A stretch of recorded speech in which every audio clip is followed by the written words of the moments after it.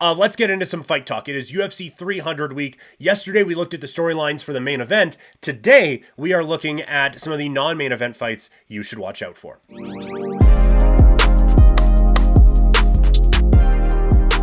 It is UFC 300 week. Our preview of the big event continues here on Couch Potato Diary as we look at a few of the fights to watch. Now, yesterday, I feel like I kind of danced around the point looking at the storylines for the main event and just thinking about it more. I feel like we were expecting big stars in the main event for UFC 300. And it does kind of feel now like they are using the main event to create a big star. If Alex Pereira can go out and do what we expect him to do and beat Jamal Hill and do what he has been doing, then this is such a huge spotlight. And again, the rise has been meteoric, but you think about it. The win over Israel Adesanya, he's now a 2-division champion, and he can get a win in the main event on one of the biggest fight cards in the history of the sport. Instead of using star power to build this event up, they're kind of using the event to build up the star power of one of their fighters. Now, that is giving them way more credit than they deserve. I don't think they were set up properly around this fight. I think they went out of their way to be like, no, we're not just going to load up 300. We're going to give you big fights along the way. And then they got to making 300. And it was like, fuck. And the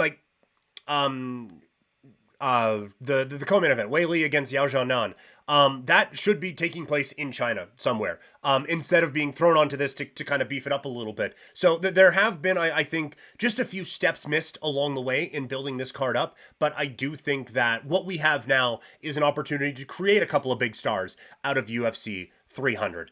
We have a couple big stars facing off for the BMF title in the third from the top fight. It is Justin Gaethje against Max Holloway, two all-time great violence guys stepping up in a big-time fight. And the trajectory for both these guys has been very interesting over the past little while. Like, both guys have had really impressive fights and Hall of Fame type resumes. They are both probably toward the tail end of their career, although Holloway's only 32. It's a hard 32, but he's still 32 years old.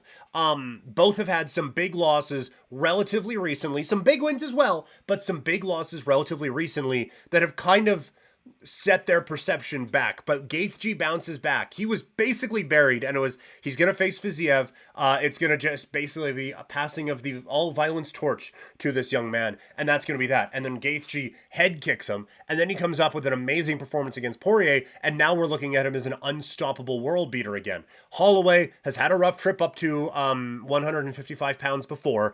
He gets beat up by Volkanovski, but now he's won back-to-back fights in, again, pretty convincing fashion. So you have two fighters who look like they were kind of down and have brought that roller coaster back up and are now leading to a chance for a real important win. Gaethje with a win, there is a lightweight title eliminator on this card, so I would be surprised if a win gets him a title shot, but it certainly gets him significantly closer. I think Holloway with a win, he does get a title shot against Topuria, depending on what Volkanovski wants to do, but I think it puts him in line for a shot at a big championship match, so a big fight feel for this one.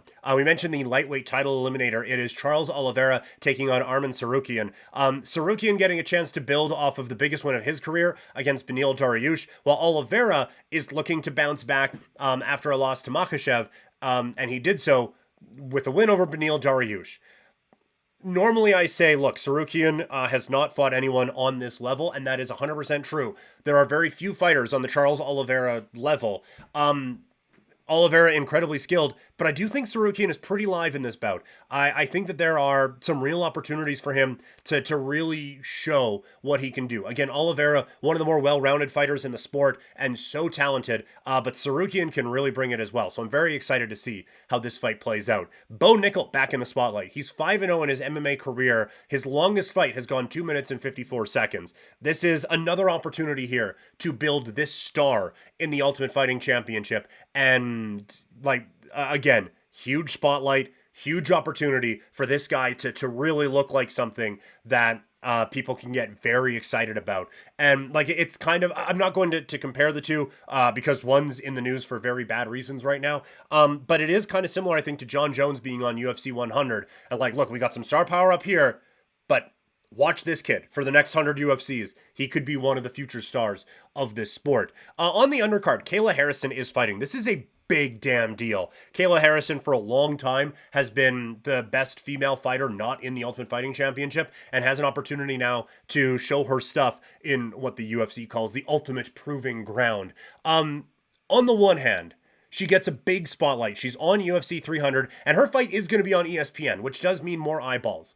I do worry it's being overshadowed a little bit. And she has done a good job of getting herself out there media-wise in the build-up to this fight, not just here on Fight Week where everyone's going to be doing the media stuff. But she has been out there for a couple of weeks just reminding people like, hey, I'm going to be in the UFC and this is going to be a big deal. She's facing Holly Holm. I just feel like with all the other stuff we've talked about on this show, that this kind of gets lost in the wash a little bit. And another fight that I'm really looking forward to. Look, it's the whole card that I'm looking forward to, but Bobby Green against Jim Miller is a chance for just some old school violence. And I can't wait. This whole card is going to be electric. I am so excited. We're going to continue our coverage of UFC 300 all throughout the week. Coming up tomorrow, we're going to be looking at the legacy of the Ultimate Fighting Championship. Coming up on Thursday, I've done it for the men. I'll now do it for the women. Pound for pound, all-time female MMA rankings, and pound for pound today. Female MMA rankings. Those will be revealed coming up on Thursday's show. As well as looking at some key fights that have been announced outside of UFC 300. And then Friday is the big preview where we go fight by fight, breaking down the whole card.